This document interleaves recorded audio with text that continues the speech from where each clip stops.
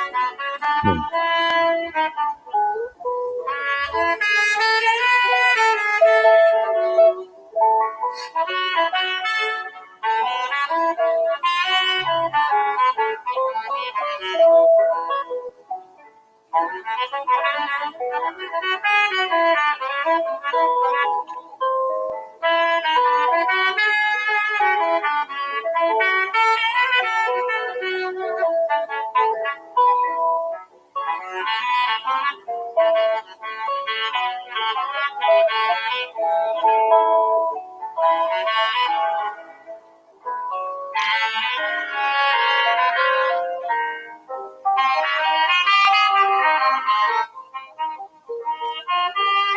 All right. Love some jazz music.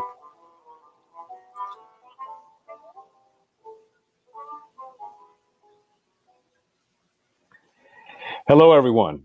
I'm George Martinez, candidate for mayor for the great city of Anchorage. And welcome to Tell George Live, a virtual town hall meeting designed to keep us connected and sharing reliable information during this time of social distancing and during this COVID crisis, and hunkering in for the win, as I would say. So welcome to this broadcast, and I thank all of the folks who are tuning in with us today from wherever you are. As you all know, at the beginning of these programs, I'd like to begin with a land acknowledgement and also a moment of silence. And the moment of silence is dedicated to the folks who have lost their lives, know folks who have lost their lives, or who have struggled with severe health impacts during this public health crisis.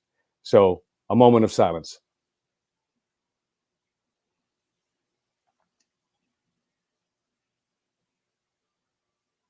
Thank you. And I also want to acknowledge that I am broadcasting from East Anchorage, Alaska, and my home is on traditional Dena'ina Athabascan land. And so I want to give that land acknowledgement to the stewardship that once was and remains today. And wherever you are, if you're tuning in from Anchorage, recognize and give a moment of reflection that we are on traditional Dena'ina Athabascan land. And wherever you are in Alaska or other places, just recognizing the indigenous people of the land for which you may now be on. So once again, thank you everybody for joining us. We have a really great conversation today with a wonderful community member. But to begin, let me bring on Jen, my colleague and partner in broadcast. Hey, Jen. Hey everybody out there. Excellent. And we want to encourage folks, if you're tuning in and checking in, comment with us. You can comment live on the page. We'll try to answer some questions, and we'll try to bring your thoughts and concerns to our guest or to light. That's one of the roles that we're serving in this broadcast. But Jen, how are you doing? What a great day in Anchorage, Alaska today. We waited for this day and such sunlight. How did you spend it? Oh my gosh, you couldn't have asked for a more beautiful sunny day. I think I got a little redness on my cheeks from being out. We took the kids out into the yard and put them to work. Cleaned up our entryway, cleaned up, just did a nice little raking of the yard, swept off the deck. Just kind of getting ready for being outside a little bit more. The sun's allowing it, the snow's gone. So it was it was a hard work day. I'm gonna feel it tomorrow, that's for sure. Oh, well, and the kids too, so they're gonna sleep well. Yes. Right, Every day it's like, how do we wear that energy out? All of us are feeling it. It's kind of like, I think Alaskans, we get that anyway. As soon as the sun starts to come out, we're like, ooh, it's time. No question. We wait for breakup. Breakup means break out. Like, let's break out. No question. Yeah. Yeah, we're like the bears. We're coming out of hibernation. I mean, I saw just in my neighborhood, we're kind of at a corner. So, down one street, down the other, you could just see neighbors in their yards. Everyone was out working. Everyone. Oh, yeah. And the good news for us, I had a call today with cousins from a Zoom call with a whole lot of cousins and that I hadn't seen in a while. And I was explaining to them the time of day and how we're gaining light, right? Yeah. And so even right now, My son had he's not playing the piano for us tonight, but because he had a nice pause this afternoon, knowing that I would be able to have him working now. So he's actually still doing some yard work because it's nice and cool. And but he'll come in and probably say hello a little dirtier, but better for the work. Oh yeah, getting them out there. Well, I mean, that goes to the point. One of the things that I wanted to talk about now, especially, the nature of really trying to depoliticize and de-escalate the political tension is something that we're focused on. My candidacy is focused on, and as a nonpartisan, really bringing people together.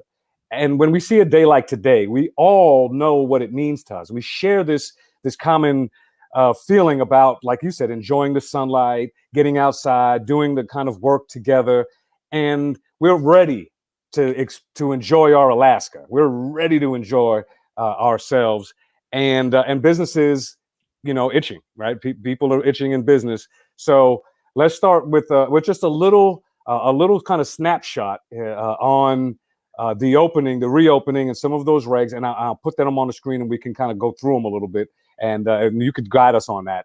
And we'll pop one. We'll look at the the retail. How about we look at retail, because that's tomorrow too, Great. And food. But just the nature of recognizing that we all are experiencing this moment together, and there's a lot of different ways to experience. Even common ground, right? The same thing we may all experience, but there's different perspectives. What we want to recognize is that essentially we are all in this together. Whether we disagree or agree all the time is least important, as long as we recognize that at the end of the day, we are in this together. And that is uniquely true for us here in Alaska and in Anchorage. And we did a great job, everybody. I want to celebrate Alaska, because we're talking about reopening, because we successfully have, with our personal responsibility, flattened the curve. So let me pull this flyer. That's the dine-in. So retail, and I'm going to go to let me see if I can make that big screen.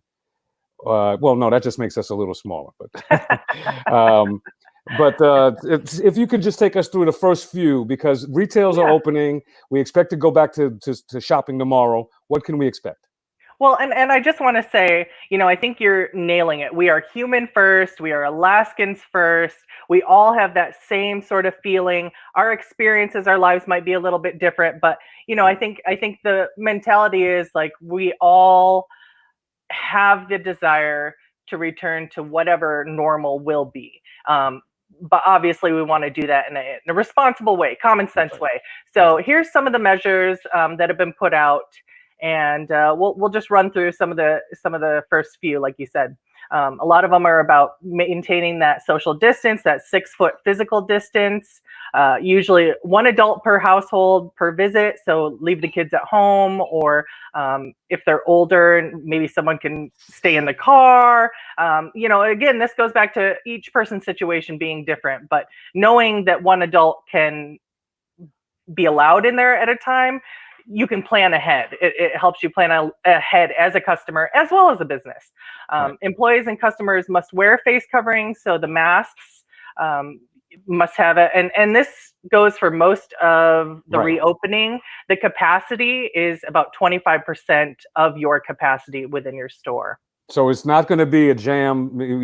They're not going to let people in to be able to for any establishment to be jam packed. That's not going to happen right now. Right.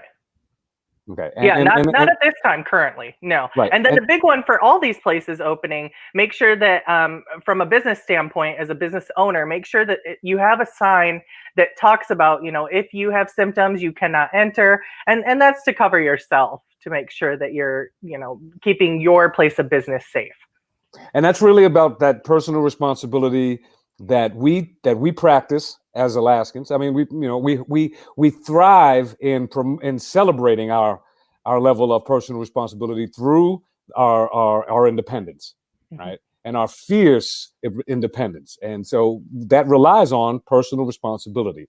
We believe in that as a value. Now we have to make sure we are demonstrating that, even if it's a little different. And now let me just take this off, because even if it's a little different, and I want to just get at that too.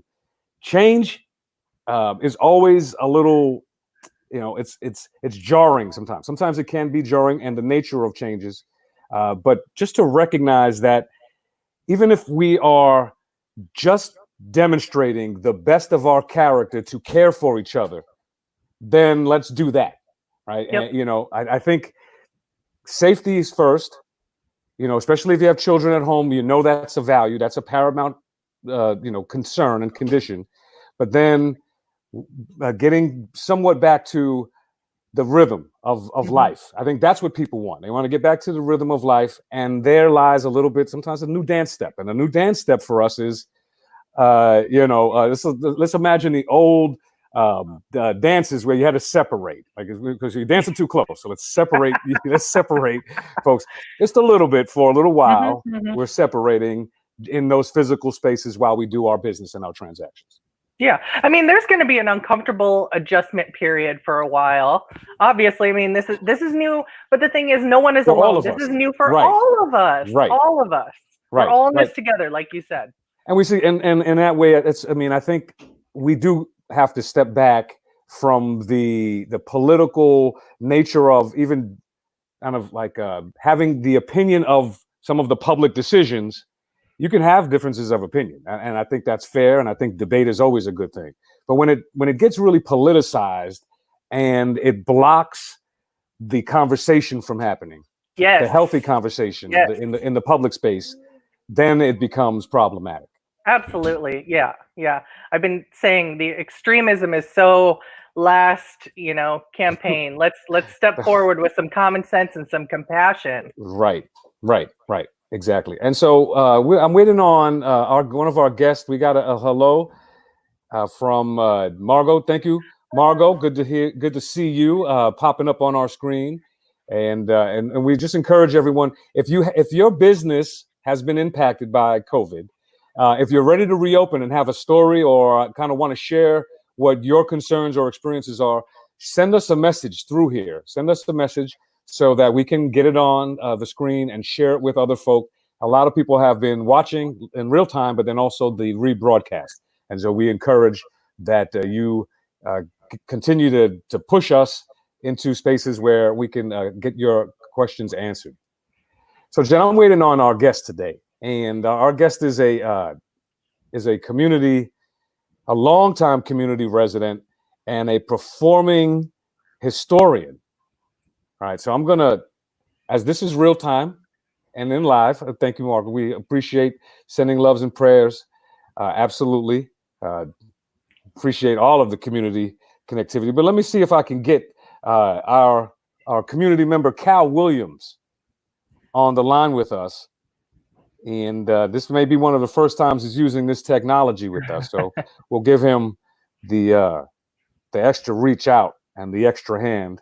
And isn't that what it's all about during this time? Yeah. Literally just giving the grace to say, hey, we're all learning. Yes. Again, those uncomfortable spaces that we're all kind of, Zoom has become such a widely used thing, seeing yourself on camera. It's like, oh gosh, how many times am I touching my face, or can you hear me, making sure my kid isn't running in, or my dog's barking. Yeah, it's a different frontier. All right, come on in.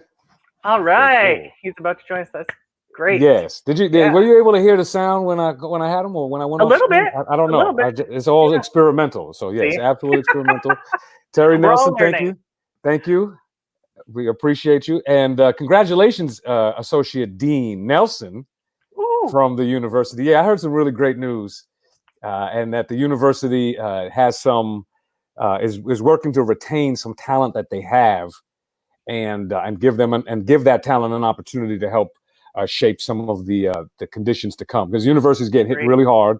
Yep. The Chancellor Sandine is doing a phenomenal job under the most difficult of circumstances prior to the COVID moment, and then during, and hopefully a part of our rebuild, as a reset, rebuild, and our rebound. So we need the university. It's a major employer in town. So many alums, so many folk, and we celebrate our graduates now. But Jen, as we wait for Cal? Yeah. Have you had any family Zooms? With family outside? Yeah, well, we did. We actually, for Passover, Oh usually we yeah. go, my husband's side, is Jewish. And so, it's like, how do we get together without being physically together? So we did a Passover Seder via Zoom, and it was actually really fun and different, Yes. obviously. Yes. We had some of those technical difficulties, but just to see each other's faces, to hear each other's voices, it was really special. And obviously, it's going to be one of those for the books. It reminds me of like when you take your kid to see Santa or the Easter Bunny and they're really young and they're like, I don't want to sit on this thing's lap, and they're crying, and you take the picture and it ends up being one of your favorite pictures. It's Right. like sometimes those odd moments in life turn out to really bring out some great memories, and great things happen out of those moments, I think. So it was Absolutely. good. Yeah. Oh, that's It was cool. good. Well, I had some. I'll share some of my Zoom week. It's been a whole week on Zoom, but some of those family ones today. I had, like I said, I had a meeting, a Zoom with some cousins that I hadn't seen in a very long time, and then I took the headphones out for a minute just to give you a sense of the flavor. And my son is in the background. Was like, "Wow, you guys are sarcastic." So he had a lesson in sarcasm today from some really vibrant family members on the East Coast. And but speaking of family, and that's the nature of bringing people together, and a person whose heart for community is vibrant, is strong, and has a lot to share. I want to bring in my friend and brother Cal Williams. Hey, Cal. Hey, how you doing, George? Hi, Jen. Hey, good to see Uh, you. Good to see Great you, being. Cal. How was Yeah, how was your day? Did you get a chance to enjoy some of the sunlight here in Anchorage today? absolutely, I did, and I got to dig in the ground. I have some seeds started in the house, and today I actually was able to get out and get leaves out of my garden and all the unwanted stuff, from last year. And so tomorrow I'm going to do a little test, see how deep I can get down into the ground and get it started. Yeah, All right. It is that season. Yeah. yeah, it's a great day. Very good. Well, Cal, first of all, thank you can you share with folks just a little bit about your Anchorage pedigree, your Anchorage history, so we can ground your knowledge of things for the folks who will be listening to us. Well, the show is only 1 hour, George. Oh, I love it. Well, let's give us like I mentioned earlier before you got on. I said you're a longtime resident and a performing historian, and also a longtime social rights activist here in Anchorage. Does that can that capture enough for people That's to get it. Okay. I just want to In make the sure. show. That's it. Mic drop. That's a mic drop. Well, actually, what happened was I was after graduating from high school, Little Flower Academy there in Monroe, Louisiana, a little Catholic school started by Franciscan nuns and priests, and wow, like things just kind of come together in your life, whether you plan it or not. There are roads that come your way, and some people say you have to be ready when that opportunity comes and seize it. Well, opportunities came at me, and oftentimes I didn't really recognize them as an opportunity, but got in there and got involved, and later found out, wow, that was really something. And so it was with having been born in the segregated South in 1941, segregated South, where the schools were totally inferior. These Franciscan nuns and priests opened a school right across the street from where I live. And just in time for me to enter and do 12 years over there with some people who were destined to prove. They had escaped Germany and Hitler's notion of the Aryan superiority and all that good stuff. And they had settled there in Louisiana with the notion to prove that people of color could learn just like these Aryan people that Hitler was talking about. And so they were determined, and we didn't appreciate all of that discipline and knuckle beating and stuff while it was going on. But in hindsight, and talking with some of the fellow students, and that we went to school 12 years together, so we're like siblings, right? We started first grade and then graduated 12 years later together. So we consider ourselves siblings, and uh, each talk about that experience having set us up for Right. being different, odd ducks in Louisiana, talking and communicating with white people, people of a different hue and all that stuff, when you're not supposed to even look them in the eye. We were indeed forced to do so, and articulating and carrying on. So my whole world in this crazy place of segregation was a cocoon of something, a seed germinating to be different, if you will. And they impressed upon us. They had taken the vow of poverty and service, humility, and not to brag about what you do. Do your works in Right. secret. And that seed took hold in a great number of us, some of us more than others. But it's, some say that's the curse. That's the curse, man. You're gonna be poor, right? And indeed And we a do, servant. and we And a servant. embrace that. But service. That's right. So there I was, after getting out of school and the military and all that stuff, in Louisiana, involved with CORE, the Congress of Racial Equality, involved in the civil rights movement. We integrated Northeast Louisiana State College and did some civil rights. Cal must have dropped. We must have dropped his signal. Oh Oh no. Okay, we have to get Cal back. That was right in the middle of a juicy no! I know. historical moment. Let's make sure he got to know he got it. All right, he'll call back. We'll get. So yes. Okay, and thank you, Sonia, for reaching out, and yeah, we got Cal back. Okay, let me pull him right back great. in. Cal, we lost you for a second. Let's make sure you get back in here. Hey, Cal. Okay. All right. Yeah, we just had I'm to back. drop. Woo. All right. I'm Yeah. No, you're good. You're right there. You're back with us. We got you. Yes. Can you hear us? You're coming in distorted sound wise. I can see you well, but your sound is distorted. Is mine clear? You're Sound clear. pretty good. Jen, how do I sound to you, Jen? Hello? You Sound both sound great to me. Okay, yeah, you sound good, Cal. It sounds all right. Maybe the signal there. Hello? Oh. Yeah, we hear you. Hey, Cal, we hear you. Oh, you can hear me? Oh, yes. Yeah, we Oh, can. so then there I was minding my own business.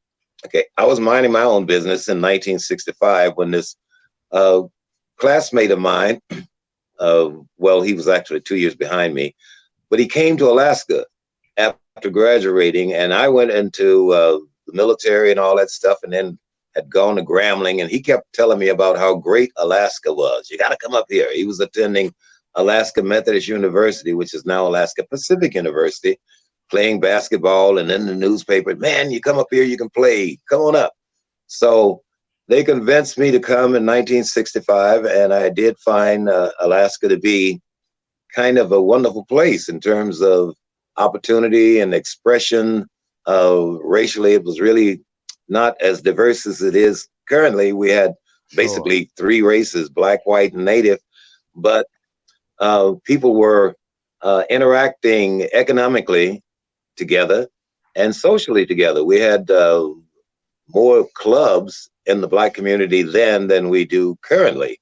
A place particularly down in Eastchester Flats. There, and then every night there was integration, dancing and partying hardy until 5 o'clock in the morning, and then everybody would come up and go their separate ways. Eastchester Flats was down in where Shiloh Missionary Baptist Church is currently, and the Anchorage Senior Activities Center. That area was all owned by African Americans when I first arrived here. They all owned their own homes, but the land was unapproved, didn't have sewers, didn't have running water. Urban renewal came through. Mayor George Sullivan got some money from HUD to do a big major project down there, go in and improve that land, buy it from those people, and then give them the first right of refusal to go back and buy that land. Well, the project drug out for such a long time until a lot of people who had gotten small amounts of money in the first place had spent the money, died, given up on the notion, or left the state, etc. And when it finally did come back, and after all of the improvements were in, those original people were displaced, and we had and have what we currently have, a mix of rental houses that is, I guess, burdensome to the community as opposed to what was down there before when it was all ownership, private ownership. Well, Everybody Cal, owned their own home. let me take you into a couple of the questions. First of all, I love the historical framework that you bring, especially around this question. Here's this idea of how we care about each other and what we could do here, and specifically as it relates to one of the areas that you just mentioned down in the Eastchester Flats, where the senior center is, right? I know you were a member of the municipal mayor's senior citizens advisory commission. But when I called you recently, you shared with me the nature of the changes to your lifestyle. You're a golfer. You're an outdoors person. You are a community connector. You're involved in church. You're involved in so many aspects, working with the senior center, and just to hear the impact on your life. I wanted to reflect on how you're staying healthy, what you're hearing from some of your peers, because you've been here a really long time, so you know a lot of people. And what are you? How have you been impacted? And your peers, like our seniors, what can we all know right now, so that we can have a better picture of the impact of this time of distancing? Well, the great thing about Alaska and Anchorage is that if you don't like what's going on this street, the next street is totally different. And you can go out into the woods in 5 minutes. You're out totally away from it all. And you can go up to Arctic Valley and look down on Anchorage and say, wow, those problems aren't so bad after all. That's the great thing that I love about this place. And I'm full of all kinds of, as you say, urges. I sing, dance, and act. I used to consider myself the triple threat and all of that. So these urges cry out for expression, and Anchorage allows me to do that. In church, at the Catholic Church, I do gospel music and rock out and jump around and carry on and scare everybody. So that's the kind of place we're in. You can find your group. You can find your place of expression. Right. Indoor, outdoor, fishing, hunting. Alaska provides all of that. That's right. Yeah, but now I'm sorry. Now, have you been able to continue to do those things over the last month? What have the changes been to your world?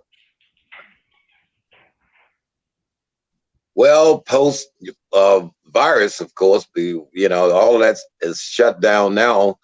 But indeed, for example, as a senior at Russian Jack, you can pay $150 and play golf out there every minute of the summer, all day, 2 and 3 times a day for $150. You can't beat that deal anywhere. And there's great opportunity and outlets for seniors. And after I finally admitted a couple of years ago that I am a senior, because I realized all these benefits, I walk in and say, hey, do you do senior discount? And sometimes they say no. I say, do you do veteran discount? Yes. Well, then I died for the country. Give me my discount. So there are places here. Have you been able to play golf? Indoor, outdoor, where you can find your group. And that's what I do love. Have you been able to play golf? We overlap. Golf. Have you been able to play? To play golf? Yeah. Not this year. I'm skeptical. I got an invite to go out and play at Settlers Bay on May 2nd. And leaped at it. And then I thought, you know, it's great when you tee off and you're out there by yourself, out in the woods looking for your ball. But eventually you got to come to the cup. And everybody coming to the cup and putting their hands in the cup and touching the flagpole and stuff, somebody is gonna not wash their hands and leave a virus on there. So I think I'm just gonna say playing in the backyard and across the street in the ballpark. So Cal, you do sound concerned about the health threat. Or do you feel like a lot of our yeah, seniors, I do have. do you feel like a lot of our seniors, your peers, the folks at the senior center, are equally as concerned? And how can folks, when we start to reopen, how can we think about making sure we protect our seniors? Well, yeah, that is a great concern. You know, the Anchorage Senior Activity Center provided a great outlet for seniors. They had yoga and quilt making and memoir writing. They had memory jogging exercises and stuff, physical exercises, all kinds of activities for seniors, which they cannot do now with this virus business. So there's a great concern. The center is shut down. They are still doing the meals out to the people, pick up curbside and dropping it off and all that. But during this pandemic, seniors are going to be are indeed very vulnerable and dependent upon people who are not symptomatic or who are symptomatic. Right. Oh, you're right. To stay away and help provide, but please don't intrude in the space and kill off all of those us old folks, because we got stories to tell that we haven't told yet. That's right, and exactly right. But I want to emphasize something that I was talking with Gordon. No, I just want to emphasize something you said, but go ahead. We could get back to that. Go ahead, finish what you were saying, Cal. That the seniors are going to need? Yes, sir. Well, you know, as I was saying, the problems that existed before, health conditions for the vulnerable, poverty, do I dare say racism and ageism and all that stuff, which existed prior, is being magnified by some, while on the other hand, God or Allah or Buddha or somebody is calling out the best in people. I've seen people do magnificent things creatively, finding themselves and their talents, settling down and really engaging with their families. So in a sense, this has been good. This is good. We're still going through it.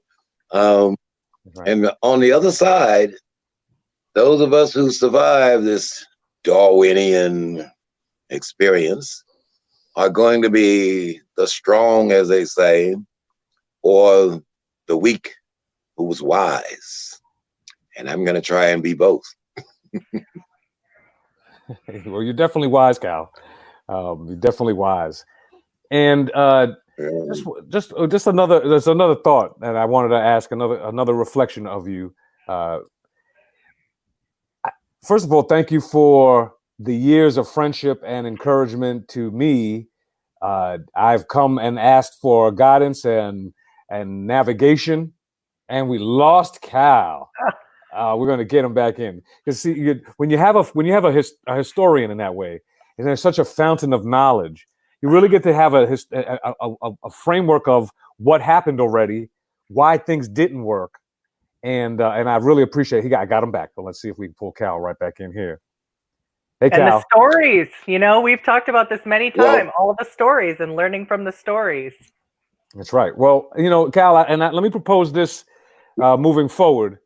And I would definitely champion this as part of the way I see what we have to do for resetting, rebuilding, and rebounding in Anchorage and driving these connections. I see a real great opportunity for intergenerational connectivity with our seniors to make sure that we are utilizing them in this time of this reset in a way that that really connects to the wisdom and the experiences that can help us navigate some of the changing times. Right. So I would say to you, Cal, that if I get elected mayor, I will focus and dedicate a substantial amount of resources to making sure that our seniors are connected in that way, so that we, as we are resetting, we get to make sure that those conditions that have a lot of our seniors isolated now, without access now, and where we're losing the value of that wisdom, where we could drive that and bring that home and bring that into our reset and our rebuild. Cal, you with us? He got a, yeah, there you go. Well, that's reassuring. And you indicate, that relationship, friendship, etc. Before I met you, I was over in the mall, and I met this young man, and he looked like he was going somewhere. He was so wise and so hip and so talented. And I said, "Who is that young man? His daddy must gonna be somebody." And the young man was Little George, and his daddy was you. So I guess from that, I've watched you and your family, and you seem to be doing it, man. Keep on. Thank you, Cal. And first of all, I appreciate that. That is a very sweet reflection that I didn't know that was how that was our first connect, was through Lil G. That's pretty great. We got a request for you, Cal. We're gonna just be organic. We're gonna go with this flow, and because when we talk about reopening, I think you help us remember the spirit that we all need to carry as we go about the next phase of this reopening. That we all care about each other, that we respect each other, and that we recognize that there is so many differences amongst us that sometimes it takes a little more adjustment so that we can all survive and we can all thrive. Okay, but on that note, though, Cal, I got a request for you from Margot. Well, okay, I'm going to put it on the screen. So, is Cal, you're going to bless us with a song? Yeah, you see what that is. Did you see that? We would love a closing, so we could close our segment with you, Cal, with a gift of a tune, if you might.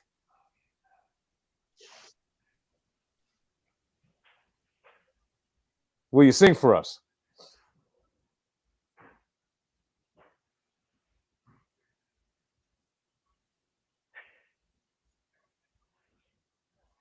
Hey, Cal. All right. Will you sing for us, Cal? Oh, your mic. Okay. Sound like. Okay, there you go. Hold on. Wait, I see your mic went mute. There you go. Wait. Mic. Okay, there you go, Cal.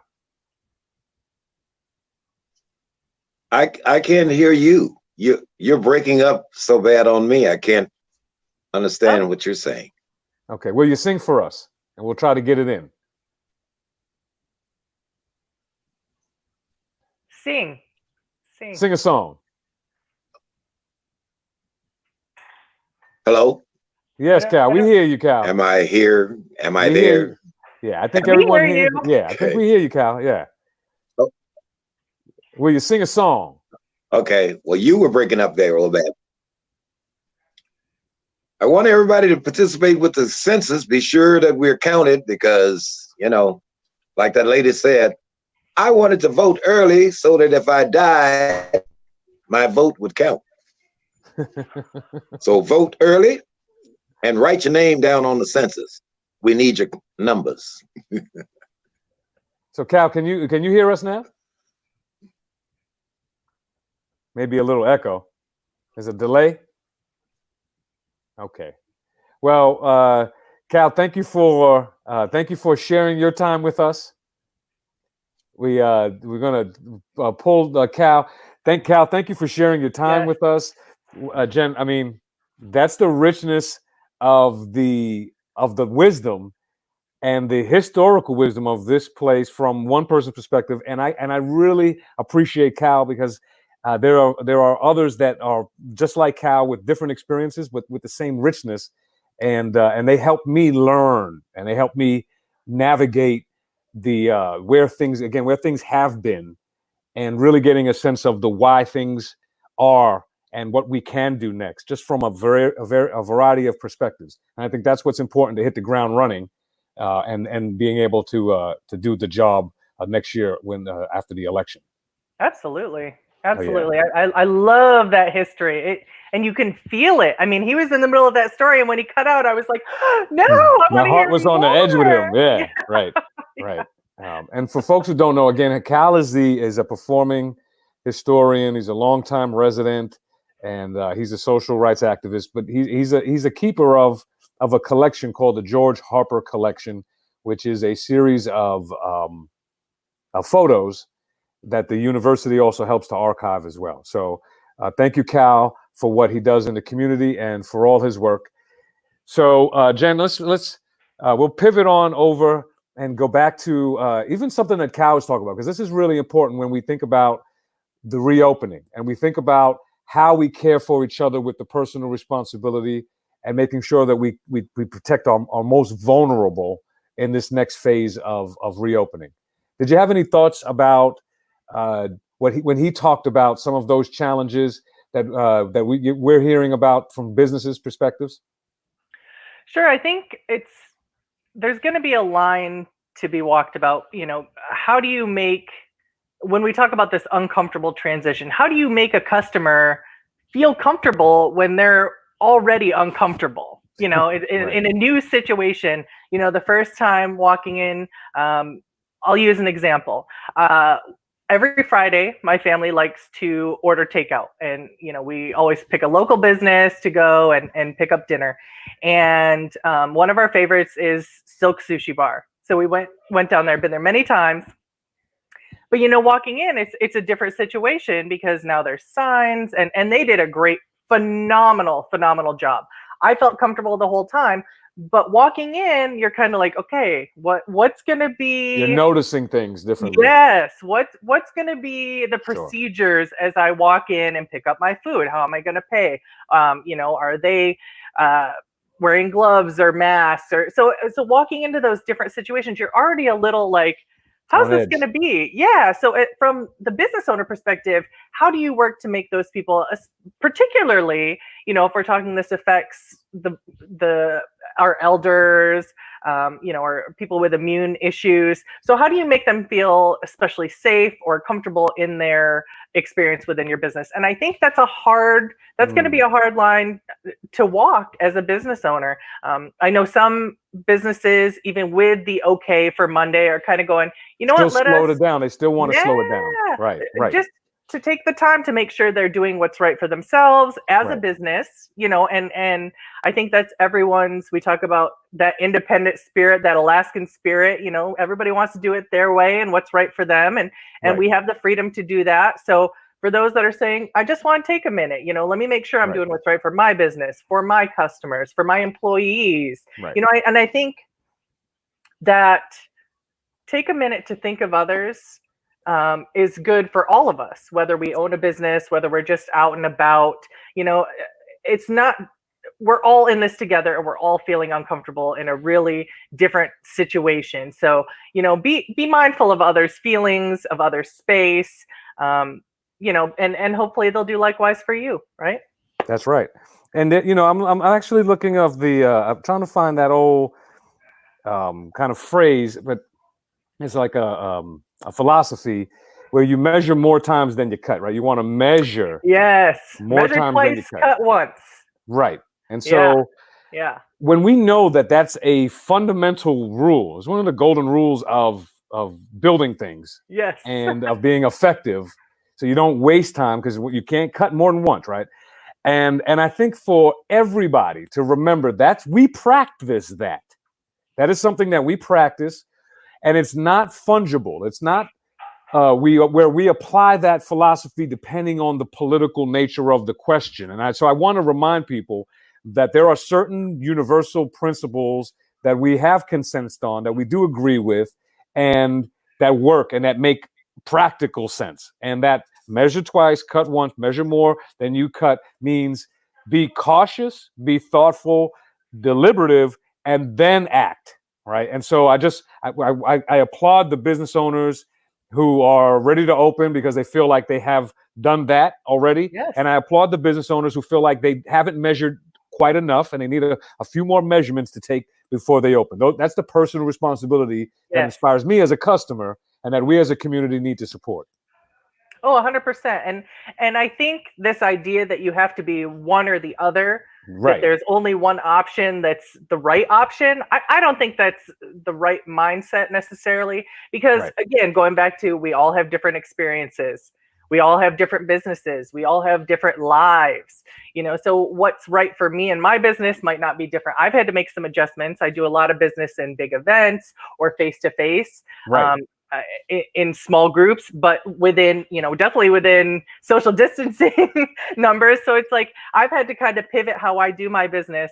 And I do want to applaud all the businesses out there making the adjustments, changing how you're doing, adjusting, and growing, like he was saying, a lot of beautiful things and really amazing things are coming out of this when you see these businesses adjusting themselves. And when you hear a person like Cal that gives us that historical perspective of the heart of our community, the nature of people having hope for a better future, who have come from places that have such a deep, devastating history and of oppression in a variety of ways, to find that freedom here, that freedom is what we have to preserve by being personally responsible.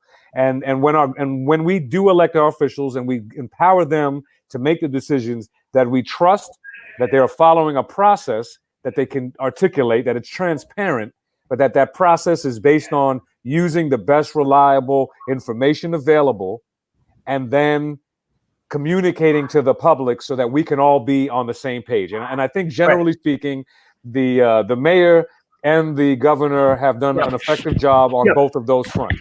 And in our last talk, I put out there a framework for us to reopen, which was essentially being followed now, which was, when we see that widespread, that we have health system capacity, when we recognize that our contact tracing is effective, and that when we see a reduction in our cases, the flattening of the line, so that our ability to even take on another bump is within the range of our capacity, so that we are careful, we're thoughtful, but we're also realistic that, we may have to make some future adjustments as we track this. And knowing that today was the first 24-hour period from 3 p.m. on Friday to 3 p.m. today on Saturday, the 24th to the 25th, where we had 0 cases in Alaska and no new cases in Anchorage, 1 new case in the state now in Sitka. We're doing a good job. Thank you, everyone. I want to thank you for all of that you've done. Even folks who were finding themselves, I don't even know if I want to use the word protest, who were finding themselves in a civic action around encouraging the reopening, recognizing that a lot of small business owners are taking a really hard hit. And we talked about that with respect to some of the loans and some of the practices that they have to navigate through. Very, very difficult.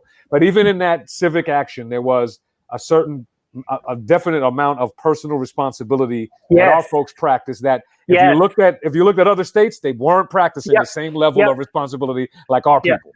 No, all around, I think Alaskans everywhere have been doing an amazing job. Our healthcare workers, our education system. I have 2 young ones, and so they're both in the school system in ASD, and this is not something that teachers, none of us predicted it, obviously, but for teachers to also have to adjust, like businesses and others, kudos to them for being able to do that. And still, when I hear those teachers talking with my kids, how are you feeling? What was the highlight? They're still doing that care that makes and those students, that connection. Yes, the connection. Yes, they're still connecting with the students, which I know makes my kids' day.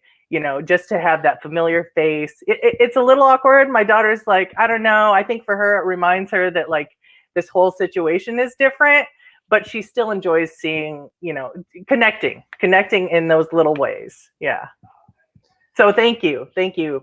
It's everyone. And because people all are doing something, the small differences, the big differences, but now we have to really, and I go back to what Cal talked about, because I do see today, we do have a problem with access normally with respect to seniors and folks with physical differences in Anchorage. It's just a difficult city to operate and maneuver. And one of the jobs that I focused on was making sure that our law enforcement was able to communicate with the deaf community. And so I worked with with some of the leaders of the deaf community and the Equal Rights Commission for the municipality. And we were able to develop a new placard for police when they interact in traffic stops with the deaf community, right? So that was something that was really important. It was brought to us by a member of the community.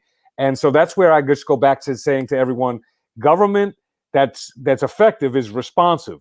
It's also in front of things, but it's not in front of things to the point that it's not responsive. So that means even if it's moving forward and it's pushing new territory and new ground, you may also miss some basic elements that you need to get addressed as a constituent, as a person who has your own needs and interests. And so government is as good as the people we elect, and is also as good as our ability to push government to see the things that we want to see get done happen.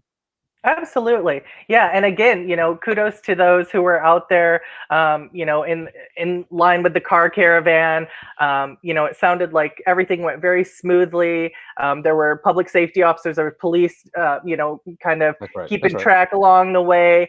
And what a beautiful moment to teach, again, from looking to elders. Now we're setting this groundwork to show our kids, yes, you can make your voice heard in a way that has impact, but is also respectful and safe. Right. And I think it also highlights, and hey, Jennifer Brown, it also highlights that people are anxious to be connected.